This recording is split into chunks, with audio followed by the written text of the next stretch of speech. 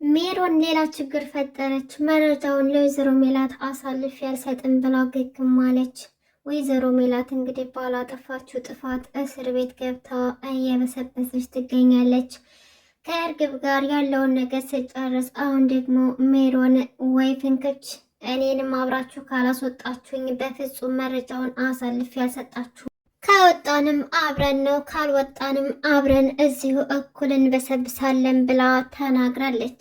እንግዲህ ወይዘሮ ሜላት ባልሰራችው ነገር እየተሰቃየች መሆኑ እጅጉን ያሳዝናል። በፍጹም መሆን የለበትም። ለጓደኛዋ ሞት በጣም አዝናለች። በዛ ላይ ደግሞ እስር ተጨምሮ ከልጆቿ ርቃ ከቤቷ ርቃ በፍጹም ይሄ ተገቢ አይደለም። ወይዘሮ ሜላት ወንጀለኛ እንዳለመሆኗ ወደ ቤቷ መመለስ ይኖርባታል። ሰላም ሰላም፣ ውድና የተከበራችሁ የዚህ ቻናል ቤተሰቦች እንኳን በሰላም መጣችሁ። ለቤት አዲስ ከሆናችሁ ሰብስክራይብ ማድረጋችሁን አትርሱ። እንግዲህ ስለመጣችሁ ከልብ እያመሰገንኩኝ በዛሬው ክፍል ኖላዊ የተፈጠረው ነገር ምንድን ነው የሚለውን አብረን ምናይ ይሆናል። ሀና አሻፈረኝ እዝራን አሳልፌ ለጽዮን አልሰጥም እያለች ግግም መብላለች። የእውነት እዝራን አፍቅረው ነው ወይስ ደግሞ ከጽዮን ጋር እልህ ተያይዛ? ምን ይመስላችኋል በእናንተ እይታ? እንደኔ ግን እዝራን ያፈቀረችው አልመሰለኝም። ምክንያቱም አንድ ያፈቀረ ሰው ሌላ ሰው አያይም በፍጹም። እሷ ደግሞ ልቧ ብዙ ቦታ ነው ያለው፣ አንድ ጆሮ ጋር፣ አንድ ደግሞ ኤልያስ ጋር። ስለዚህ አንድ ሰው በአንድ ጊዜ ሶስት ሰው ሊያፈቅር አይችልም እና እኔ እንደማስበው ሀና እዝራን ልታፈቅረው አትችልም። ጊዜያዊ መውደድ እንጂ ፍቅር ያለባት አይመስለኝም። ይሄ የራሴ አስተሳሰብ ነው። ነገር ግን አሁንም ሞቼ እገኛለሁ እዝራን አሳልፌ አልሰጥም እያለች ከጽዮን ጋር ስትከራከር አይተናታል። እኔ አባቴ ልጅ ነኝ፣ የምፈልገውን ነገር ከማድረግ ወደ ኋላ አልልም፣ የጀመርኩትን ነገር ሳልጨርስ ወደ ኋላ እንደማላፈገፍግ አስረግጬ ነው የምነግርሽ እያለች ለጽዮን ስትነግራት አይተናል። ጽዮን ደግሞ እንግዲህ ከስር ከስር እየተከታተለች እዝራንና ሀናን ለማለየት ብዙ ነገር ሞክራለች። ነገር ግን እስካሁን ድረስ ሙከራው አልተሳካም። ወደፊት ግን በዙ ከቀጠለች የሚሳካ ይመስለኛል። ምክንያቱም ኤልያስ ለሀና ብሎ ከደሴ ከመጣ በኋላ በድጋሚ ደሴ አልመለስም በማለት ጓደኛው አሌብ ቢደውልለትም ስልክም ስለማያነሳ አሌም ከደሴ ድረስ ተመልሶ እንደመጣ አይተናል። እንግዲህ አሊ የተፈጠረውን ነገር ኤልያስ ደውሎ ሲነግረው ወንድሙ ይሄ ችግር እየገጠመው እንደሆነ እዛ ደሴ መቀመጥ እንደሌለበት ውስጡን ስላሳመነ ሀናና ኤልያስን አንድ ለማድረግ ወይም ደግሞ የገጠመውን ችግር አብሮ እኩል ለመካፈልና ከጎኑ አይዞህ ለማለት ከደሴ ድረስ እቃውን ሸክፎ ወደ አዲስ አበባ ከች ብሏል ማለት ነው። ለሀና ደውሎ ነግሯት ነበር ኤልያስ በድጋሚ ወደ ደሴ አልመለስም ብሏልና ምን ሆኖ ነው እስኪ ደውለት ብሎ ስለነገራት ሀና ደግሞ ያው በእኔ ምክንያት ነው እንደዚህ የሆነው፣ እንደዚህ ማድረግ አልነበረብኝም ነበር፣ ግን ደግሞ ምን ላደርግ ፍቅር ነው፣ እኔ ምን ማድረግ እችላለሁ እያለችም ስትጸጸት አይተናል። ስለዚህ ምንድነው አሁን ሙሉ ለሙሉ እዝራን አላፈቀረችውም ማለት ይቻላል። ግን ያው ጠለቅ ብላ ፍቅር ውስጥ ሳትገባ ጊዜያዊ መውደድ ነው ያለባት። ያ ደግሞ እዝራን ይጎዳዋል። እዝራውን ላይ ከሀና ውጭ ማንም ሰው አይታየውም። ሀና ሀና ሀና እያለ ነው። እሷ ደግሞ ልቧ ብዙ ቦታ ነው ያለው። ጽዮንን አሌሽ ድራሽ ጥፋ፣ አጠገቢያ ትድረሺ፣ ሁለተኛ እንዳላይሽ፣ እኔ ያለሁበት ቦታ ትምጭ እያለ ሲጮህባትም አይተናል። ጽዮን ደግሞ እዝራን ብትወደውም ግን ከሱ የበለጥ ደግሞ ንብረቱን ነው የምትፈልገው። ቢሆንም ግን ሀና ጋር እልህና ደራ ስለገባች ያው ከእዝራ ጎን መሆንም መርጣለች። ነገር ግን እሱ ሊያቀርባት አልፈለገም። ምክንያቱም ሀናን ነው የሚወዳት። ሌላው ደግሞ እንግዲህ አቶ መስፍን ወይዘሮ ሜላትና ልጆቿ ያደረጉትን ሰምቶ በጣም ተናዶ ተበሳጭቶ ነበረ። እንዴት ለእኔ ሳትነግሪኝ ይሄ ሁሉ ነገር ታደርጋለሽ? አንቺ ነፃ የምትወጭበትን ነገር አግኝተሽ እንዴት ለእኔ ሳታማክሪ፣ ለእኔ ሳትነግሪኝ እኔ በነፃነት እየኖርኩኝ አንቺን ነፃ ማውጣት እንዴት ያቅተኛል? ይህን ያክል መረጃ እያለሽ እንዴት ዝም አልሽ? ብሎ ወይዘሮ ሜላት ላይ ይጮህባታል። ወይዘሮ ሜላትም ደግሞ ለክፋት ሳይሆን እውነት ለመናገር አቶ መስፍን በጣም ቸኩልና ተናዳጅ ስለሆነ ስህተት ይሰራል ወይም ደግሞ ሜሮን ላይ ችግር ይፈጥራል ብላ ስላሰበች ልጆቹ ደግሞ አስተዋይ ስለሆኑ ጉዳዩን በእነሱ በኩል መጨረስ ስለፈለገች ነው። ነገር ግን አቶ መስፍን ደግሞ እንዴት እኔ ተቀምጬ እነዚህ ትናንሽ ልጆች ይህን ትልቅ ነገር ያደርጋሉ ብሎ በጣም ተበሳጭቶ ተናግሯት ነበረ። እና ወይዘሮ ሜላትም መስፍን ያምሃል እንዴ? እንዴት ነው ላንተ የምነግርህ? ያንተን ባህሪ እያወቅኸው ሁሌም ህፃን ልጅ ነህ፣ ትዕግስት የለህም፣ ትቸኩላለህ። ስለዚህ እንዴት ብዬ ነው ይሄን ትልቅ ነገር ላንተ የምነግርህ? እንደነገርኩህ ቀጥታ ሄደህ ሜሮንን እንደምታውቃት አውቃለሁ። ስለዚህ እኔ እዚህ እስር ቤት ያለው ታነሰና አንተ ደግሞ ሁለተኛ እንድትታሰር ነው እንደምትፈልገው። እዛ ሲያሉት ልጆቹ ስራው ማን ሊንከባከባቸው ነው? ስለዚህ እኔማ ችኩል ስለሆንክ ለአንተ መናገር አልፈለኩም ብላ ጮኸችበት። አቶ መስፍንም እኔ ደካማ ወንድ ስለሆንኩ ነው ለእኔ የማይነገረኝ፣ ልጆችሽ ናቸው የአንቺ ምስጢረኞች፣ እነሱ ሲያውቁ እኔ ማወቅ አልነበረብኝም ብሎ ተበሳጭና እቤት ጥሏት ሄዶ ነበረ። እና ቤትም ሄዶ በጣም እየተቆጣ ባለ ሰዓት ሚናሴ ሊያረጋጋው ሞከረ። የተፈጠረውን ነገር ሁሉ ነገረው።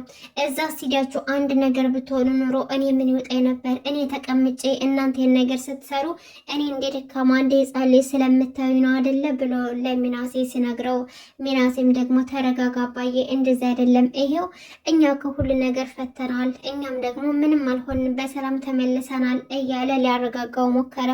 እሱ ግን ተበሳጭቶ መኝታ ክፍል ሄዶ ቁጭ ብሎ ነበር። ሀና መጣችና ሚናሴ የተፈጠረውን ነገር ነገራት። ከዛም በኋላ አባቷ ጋር ሄዳ አረጋጋችሁ። አሁን እየሆነ ያለው ነገር ትክክል እንዳልሆነና ራሱ ማረጋጋት እንዳለበት እንዲሁም ደግሞ እናቷ ለሱ አስባ እንደሆነ ያደረገችው ችኩል ስለሆነ በንዴት ስህተት እንዳይሰራና ሁሉም ነገር በእርጋታ መሰራት እንዳለበት ስላመነች ነው እንጂ አንተን እኮ ጠልተህ አይደለም አባዬ፣ እማዬንም ተረዳት ብላ ያለውን ነገር ልታስረዳው ሞከረች። አቶ መስፍንም እንግዲህ ያው በሜላት ላይ የተናደደባት ለምን እሱን እንደ ደካማ እንደምታየውና እንደ ሕፃን እንደምታየው እሱ ነገር ብቻ ነው ያናደደው። ሲቀጥል ደግሞ ልጆቹ እዛ በሄዱበት አጋጣሚ የሆነ ነገርስ ቢሆኑብኝ ብሎ ስለፈራ ነበረ። እሷ ደግሞ ያ ነገር ጠፍቷ ሳይሆን ለአቶ መስፍን ለባለቤቷም ታስባለች። ምክንያቱም በችኩልነት ሄዶ የሆነ ነገር አጥፍቶ እንዳይታሰር ወይም ደግሞ ወንጀለኛ እንዳይሆን በማለት ነው። እናም አቶ መስፍን አሁን ላይ ሄዶ ወይዘሮ ሜላትን ይቅርታ ጠየቃት።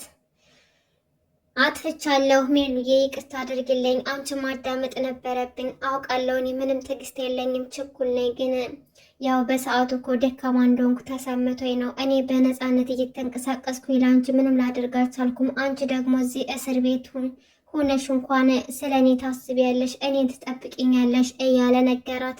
ወይዘሮ ሜላትም ለምን ይሄን አሰብክ? እንደዛ ነው እንደምታስበው? አንተ ባትኖር እኮ ብዙ ነገሮች ይበላሹ ነበር። አንተ በመኖርህ ነው እኔም አሁን ላይ እዚህ ቁም ያለው። ስለዚህ ልጆችንና ስራውን ማን እየጠበቀ ይመስልሃል? ብላ አቶ መስፍንን አረጋጋቸው። እንግዲህ ባልና ሚስት በጣም እየተሰቃዩ ይገኛሉ። እውነት ለመናገር ወይዘሮ ሜላት ይበቃታል። ከዚህ በኋላ ማረሚያ ቤት መቆየት የለባትም። ምክንያቱም ሀላስ ወደ ቤቷ መመለስ አለባት። ወንጀለኛ አይደለችም። ሜሮን ደግሞ መረጃውን ለወይዘሮ ሜላት ልትሰጣት ይገባል። ያለ ስራው ብዙ እየተቀጣች ትገኛለች ማለት ነው። እና ሜሮንም ደግሞ በአንገቴ ገመድ ይገባል እንጂ አልሰጥም። ይህን መረጃ የምሰጣችሁ ከሆነ እኔንም ነፃ የምታወጡኝ እንደሆነ ስትነግሩ ብቻ ነው እያለች ለወይዘሮ ሜላት ነገረቻት። ወይዘሮ ሜላት ደግሞ ሜሮን ምንድን ነው የምትይው? እኔ ያለ ስራ የዚህ እስር ቤት እየበሰበስኩ እንደሆነ አይታወቅሽም እንዴ? እኔ ላንቺ እንደዚህ ነኝ? ላንቺ እኮ ባለውለታሽ ነበርኩኝ። ስለዚህ መረጃውን ስጭኝና እኔም ወደ ቤት ልመለስ አለቻት። ሜሮንም በፍጹም ከእርግብ ጋር ስትመካከሩ ሰምቻችኋለሁ። እናንተ ነፃ ልትወጡ እንደሆነ ሰምቻለሁ። በፍጹም እኔ እዚህ ብቻዬን መሰቃየት የለብኝም። ወጣትነቴ እዚህ መቅረት የለበትም። ስለዚህ እናንተ ከወጣችሁ እግራችሁን ተከትዬ እኔም ነፃ መውጣት አለብኝ። ያ ካልሆነ ግን በፍጹም አልሰጥሽም ብላ ነገረቻት። ወይዘሮ ሜላትን በተፈጠረው ነገር በጣም አዘነች። በቃ ሰዎች ለምንድን ነው ክፉ የሚሆኑት? በዚህ ልክ ለምንድን ነው ጨካኝ የሚሆኑት? ጥሩ ነገር ያደረግንላቸው ሰዎች ሁሉ በምላሹ መጥፎ ነው የሚሆኑት ብላ አዘነች። እንግዲህ ምንም ማድረግ አልቻለችም፣ ቁጭ ብላለች። ሀና ሂዳ ሜሮን እንድታናግራት ፈልጋ ነበረ፣ ልትለምናትን ፈልጋ ነበረ። ነገር ግን በፍጹም አልሰማሽም፣ ምንም የምሰጥሽ ነገር የለም፣ ስለዚህ ወደ መጣሽበት ተመለሽ ብላን የመለሰቻት ደግሞ እዚህ የመሆናችን ምክንያት አንቺ ነሽ ጦሰኛ፣ አንቺ ባጠፊ ኑሮ እኛ እዛ አንገኝም ነበር አለቻት ለሀና። ሀናም ደግሞ ምን ማለት ነው? እኔ እኮ ፈልጌ አይደለም የጠፋሁት፣ ምን እያልሽ ነው ሜሮን? ስለዚህ እማዬን ነፃ እንድታወጪልኝ ብቻ ነው የምፈልገው፣ ሌላ ነገር አልፈልግም፣ እኔ ወድጄ አልጠፋሁም አለቻት።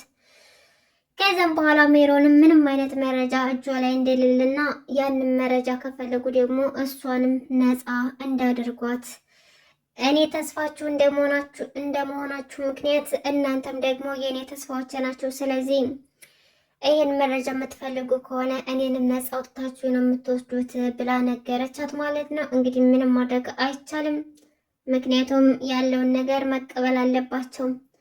አሊ ደግሞ ወደ ኤልያስ ከደሴ ወደ አዲስ አበባ መጥቷል።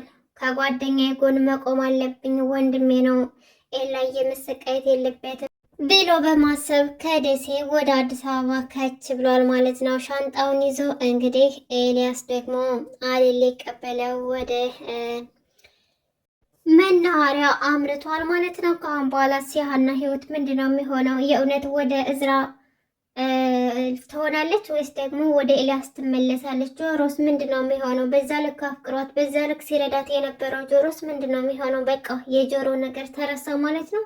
በፍጹም በፍጹም። እንደኔ ግን ሀናና ጆሮ ባንድ ቢሆኑ ደስ ይለኛል። እንደዛ እንደሚሆን ደግሞ ተስፋ እናደርጋለን ማለት ነው። ውድ ቤተሰቦች ለዛሬ አስኩላችሁ ይመስል ነበር። ቻናሉን ሰብስክራይብ በማድረግ አበረታቱኝ። አመሰግናለሁ። መልካም ጊዜ ተመኘውላችሁ።